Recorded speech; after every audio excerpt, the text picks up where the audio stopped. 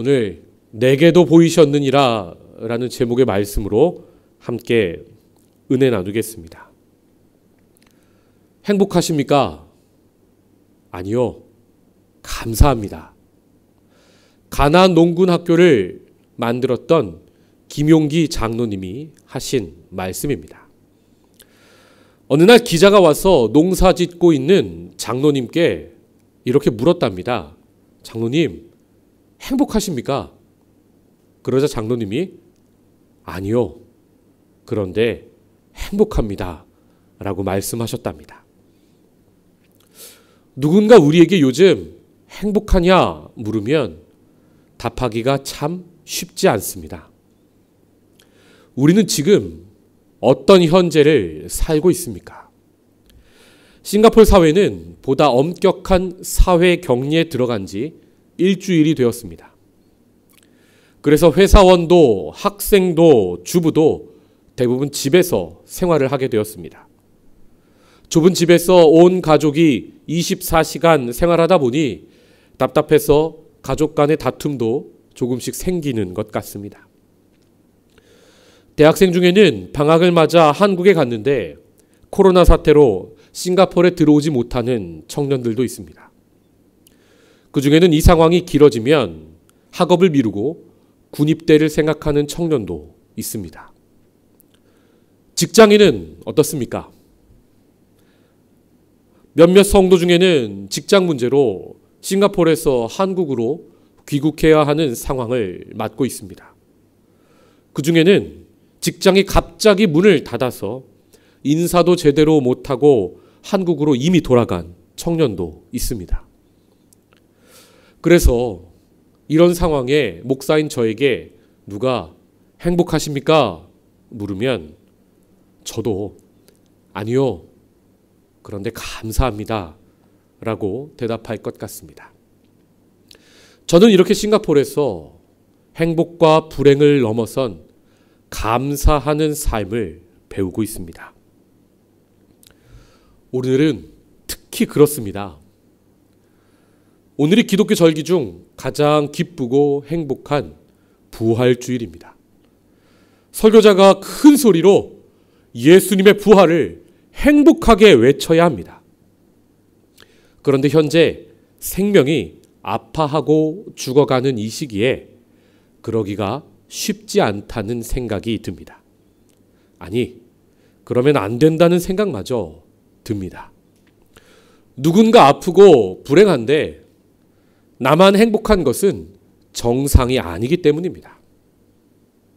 그러나 이 모든 상황이 앞에 펼쳐져 있지만 그것이 제 안에 있는 감사를 멈출 수는 없습니다.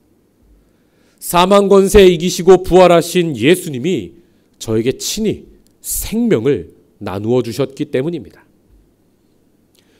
또 어려운 시기에 세상을 위해 함께 기도하고 성숙한 신앙으로 이렇게 온라인으로 예배하는 생명의 말씀 교회 성도들이 있기에 제 가슴에는 감사가 있습니다. 그래서 오늘 저는 감사하는 마음으로 예수님의 부활을 선포하고자 합니다. 지금까지 저는 인생을 행복한가라는 관점으로 보아왔다면 요즘은 이렇게 감사한가라는 보다 신앙적인 관점으로 삶을 바라보게 되었습니다. 2000년 전 감옥에 갇힌 바울은 자기 삶에 대해 이런 고백을 합니다. 빌립보서 4장 말씀입니다. 주 안에서 항상 기뻐하라. 내가 다시 말하노니 기뻐하라. 나는 비천에 처할 줄도 알고 풍부에 처할 줄도 알아. 모든 일, 곧 배부름과 배고픔과 풍부와 궁핍에도 처할 줄 아는 일체의 비결을 배웠노라. 내게 능력 주시는 자 안에서 내가 모든 것을 할 수 있느니라. 바울은 감옥 안이든 감옥 밖이든 돈이 있건 돈이 없건 배가 부르던 배가 고프던 간에 그것을 넘어서서 한없이 기뻐하고 있습니다. 부활하신 예수님이 자신을 만나주셨다는 감사가 그에게 있었기 때문입니다. 여러분, 혹시 지금 삶에 기쁨이 없습니까? 그 이유는 우리가 더 가지고 혹은 더 이기지 못했기 때문이 아니라 우리가 감사를 잃어버렸기 때문입니다. 그리고 더 나아가 우리가 감사를 잃어버린 이유는 부활하신 주님을 우리가 지금 만나고 있지 못하기 때문입니다. 성도 여러분, 바울이 원래 처음부터 감옥에서도 그렇게 기뻐하고 감사하는 사람은 절대 아니었습니다. 부활하신 예수님을 만나기 전에 그는 자기 잘난 맛에 사는 그런 사람이었습니다.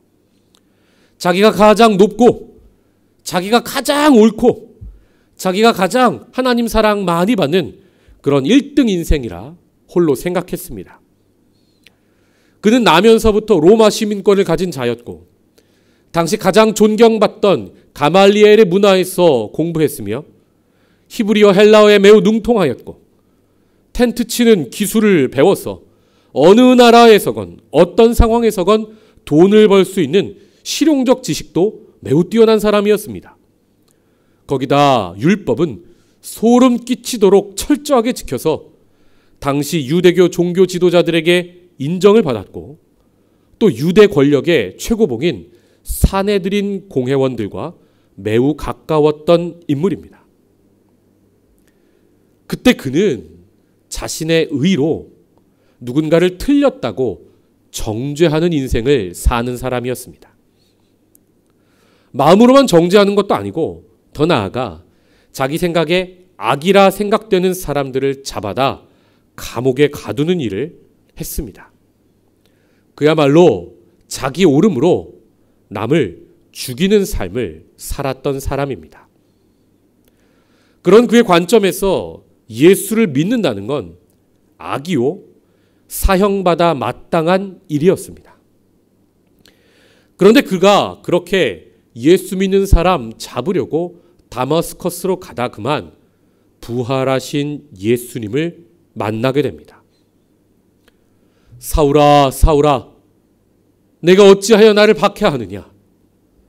예수님의 이 음성에 그는 그 자리에서 그만 땅에 엎드러집니다. 원어를 보면 추락했다는 뜻입니다. 세상적으로 잘 나가던 인생이 하나님과 정면으로 부딪혀 엎드러지고 고꾸라지고 추락하는 경험을 하니까 그때야 비로소 영안이 열려 새로운 세상을 보게 됩니다. 3일 동안 눈이 멀어 식음을 전폐하고 기도하게 됩니다. 그리고 그때 하늘과 땅이 뒤바뀌듯 자신의 모든 가치관이 바뀌게 됩니다. 성도 여러분, 이렇게 인생이 한번 망하는 경험을 할 때야 비로소 우리가 하나님을 가장 가까이에서 만날 수 있는 기회가 되기도 하는 것을 봅니다. 그렇게 바울이 예수를 만나고 나서 자신을 다시 보니까 잘난 줄만 알았는데 그냥 부끄러움 투성입니다. 못나도 이렇게 못난 인생이 없습니다. 그래서 바울은 부활하신 주님이 자신을 만나주신 사건을 이렇게 기록하고 있습니다. 오늘 본문의 8절 말씀입니다. 맨 나중에 만삭되지 못하여 난 자 같은 내게도 보이셨느니라. 2000년 전에는 의료기술이 열악해서 어머니 뱃속에서 10달을 채우지 못하고 태어난 사람은 무언가 부족하고 문제가 있었습니다.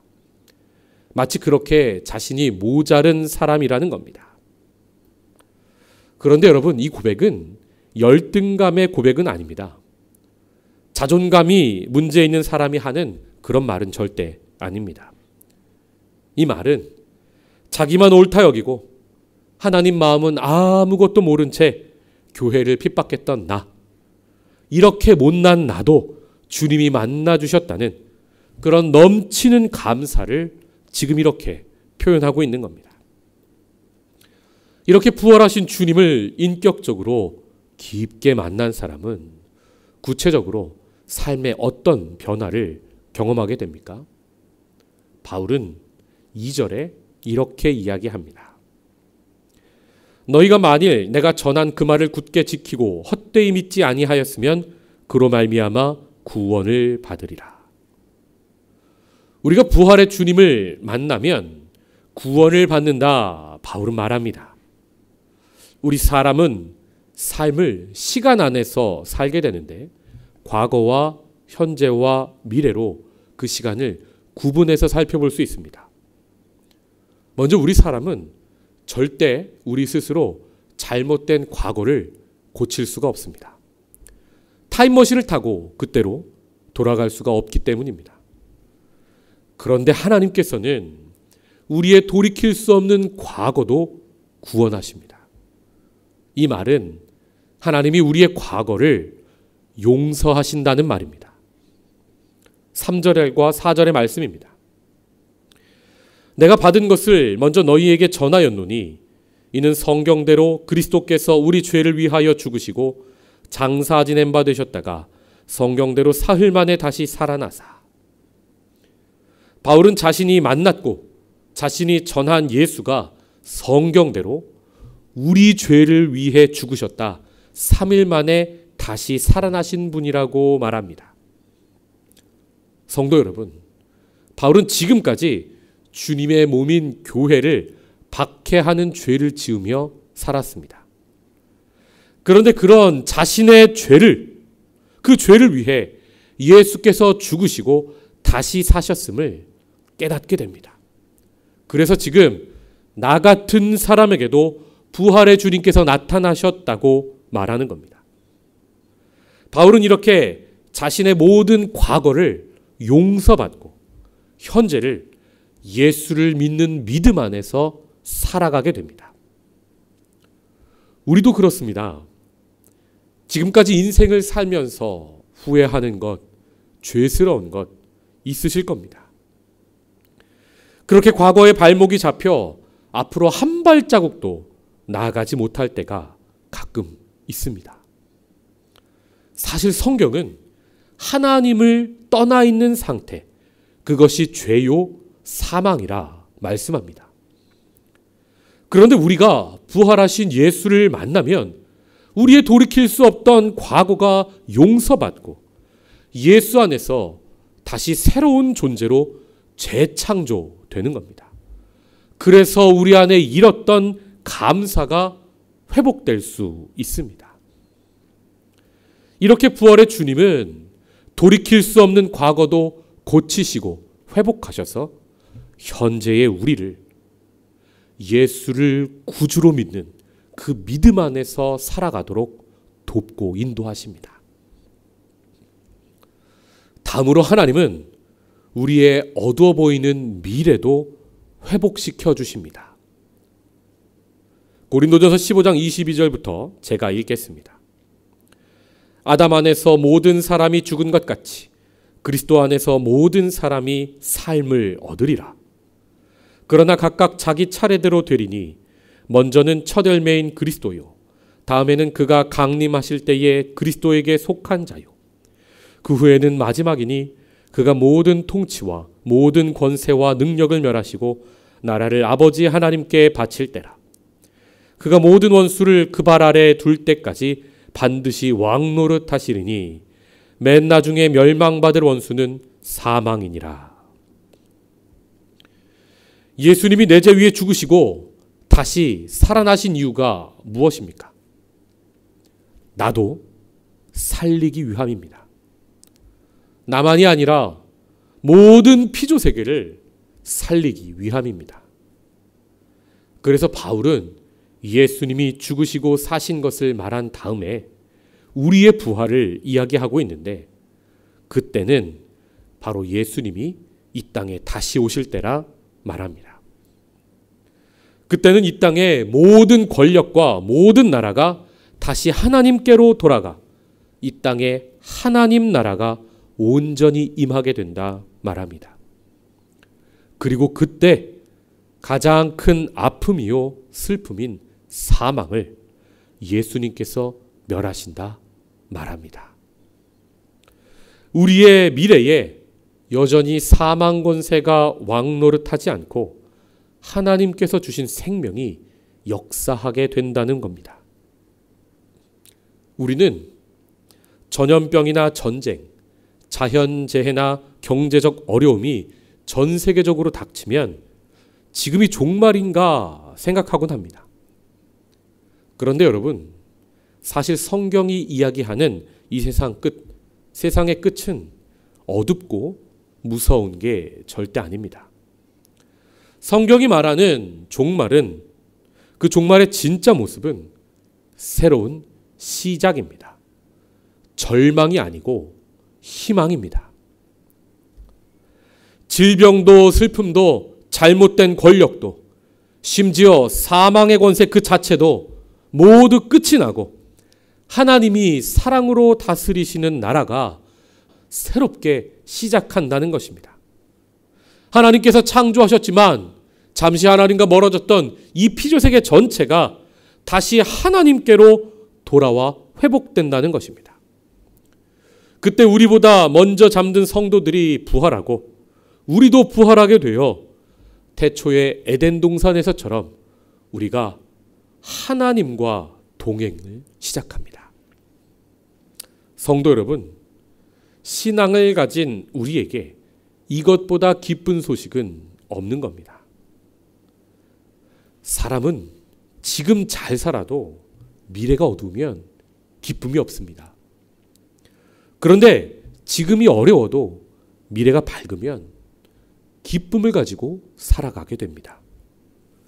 그러므로 현재 어려운 시기를 보내는 성도 여러분, 미래에 대한 소망을 절대로 잊지 마시기 바랍니다.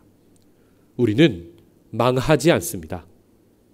우리가 생명의 부활로 나아가는 자임을, 생명을 가지고 있는 자임을 잊지 마시기 바랍니다.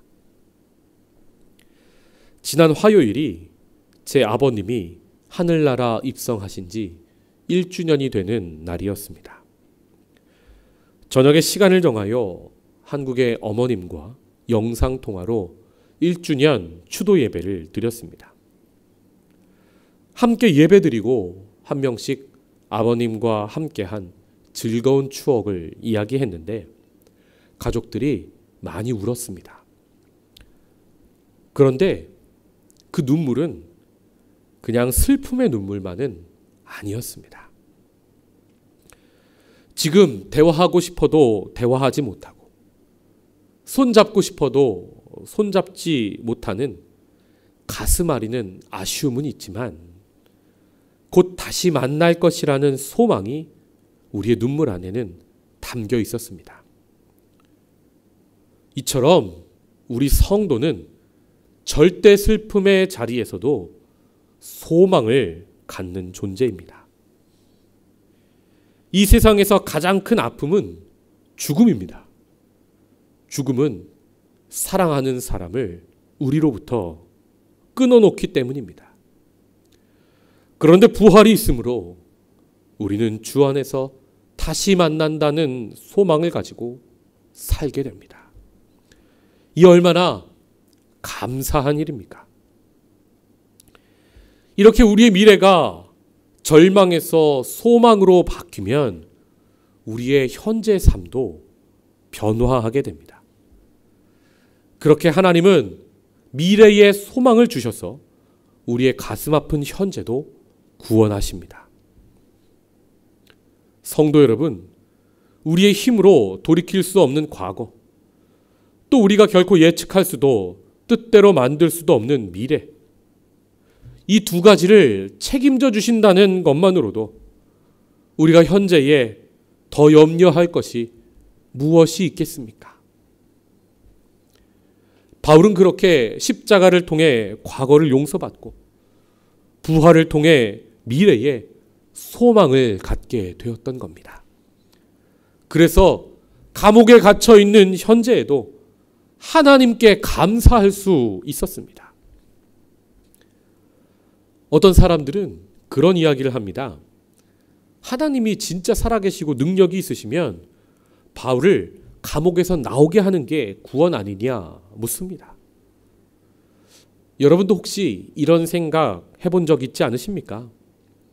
예수님이 정말 살아계시면 나사로를 살리셨던 것처럼 우리가 기도하면 아픈 사람 낫게 해주시고 죽은 사람 다시 살려줘야 하는 것 아니냐, 이런 생각 말입니다. 이런 생각은 우리가 부활에 대해, 하나님 나라에 대해 자세히 알지 못하여 생긴 오해들입니다. 2000년 전 예수님이 고쳐주셨던, 그리고 살려주셨던 사람들은 모두 다시 죽었습니다. 회당장 야이로의 딸도, 나인성 과부의 아들도, 그리고 나사로도 예수님께서 살리셨지만 그들은 나이 들어 다시 죽습니다. 그들은 부활한 게 아니라 잠시 소생했던 겁니다. 그들은 지금 잠들어 있고 우리처럼 부활의 때를 함께 소망하고 있는 겁니다. 진정한 고침, 진정한 회복은, 그리고 진짜 부활은 예수님 다시 오실 때에 일어나게 됩니다. 예수님은 우리가 하나님 나라를 사모하도록 부활의 때에 있을 일을 2000년 전에 미리 선험적으로 보여주시고 선포하셨던 겁니다. 그래서 우리 믿는 자들의 인생을 기다리는 나그네 인생이라고 이야기합니다. 믿음의 조상 아브라함도 하나님 약속을 믿고 가나안 땅에서 나그네로 살았습니다. 우리도 지금 어려운 상황 속에서 그 나라를 기다리고 하나님의 통치를 기다리고 회복을 기다리는 겁니다. 하나님께서 선하신데 왜 이 땅에 악이 판을 치는가? 이런 것에 대해 더 깊이 알고 싶으신 분은 C.S. 루이스의 순전한 기독교라는 책을 읽어보시기 바랍니다. C.S. 루이스는 그 책에서 하나님을 대적하여 반역을 일으킨 군대가 잠시 이 세상을 점령하고 있다고 말합니다. 우리 그리스도인은 그 점령하는 지역, 세상에 남아있는 하나님의 독립군으로 묘사합니다. 지금은 우리의 현재에 악의 군대가 이기고 있는 것 같지만 사실 그들은 2000년 전 십자가로 이미 패한 군대이고 잠시 후면 하나님께서 오셔서 악의 부대를 모두 소탕하시고 독립군으로 남은 우리를 구원하십니다. 이런 성경의 중요한 개념들을 어린이가 쉽게 이해할 수 있도록 C.S. 루이스가 동화책을 썼는데 그게 바로 나니아 연대기입니다. 그 책에서 마녀의 부대가 현재의 나니아를 다스리고 있지만 아슬란이 돌아와 남은 독립군을 연합해 마녀를 이기고 그 땅에 봄이 다시 찾아오게 되죠. 오늘의 본문으로 돌아와서 바울은 이런 부활과 하나님 나라에 대해 깊이 깨달았던 사람입니다. 그래서 현재의 어려움을 겪고 있는 성도들에게 이런 권면을 합니다. 57절부터 58절의 말씀. 우리 주 예수 그리스도로 말미암아 우리에게 승리를 주시는 하나님께 감사하노니 그러므로 내 사랑하는 형제들아 견실하며 흔들리지 말고 항상 주의 일에 더욱 힘쓰는 자들이 되라. 이는 너희 수고가 주 안에서 헛되지 않은 줄 알미라. 아멘. 성도 여러분, 주 안에서 우리의 수고가 결코 헛되지 않습니다. 하나님이 우리에게 승리를 주시기 때문입니다. 그러므로 우리가 현재의 어려움에도 온라인으로 모이기를 쉬지 않고 더욱 주의 일을 힘쓰시기 바랍니다. 특히 어려운 시기에 우리 성도들과 이웃 중에 어려움을 겪는 이들이 없는지 잘 살피고 서로 돕기 바랍니다. 하나님께서 이런 우리의 모든 섬김에 큰 은혜를 부어주실 줄 믿습니다. 말씀을 맺겠습니다. 오늘 바울은 부활의 주님이 내게도 보이셨다고 고백합니다. 만삭되지 못하여 난 자 같은 내게도 보이셨느니라. 그렇습니다. 부활하신 주님은 나 같은 사람도 포기하지 않고 만나 주시고 회복시켜 주십니다. 그러니 삶이 힘들다고 포기하기는 아직 너무 이른 겁니다. 십자가 능력을 믿고 부활을 소망하며 오늘의 삶을 멈추지 마시기 바랍니다. 부활주일입니다. 우리도 바울처럼 예수님의 부활이 나로부터 멀리 떨어져 있는 사실이 아니라 역사적 사실이 내가 경험하고 내가 변화되는 나의 사건으로 고백되기 원합니다. 그래서 우리의 과거와 현재와 미래가 온전히 하나님께 구원받았음을 깨닫고 우리의 현재 가치관이 변화되기 원합니다.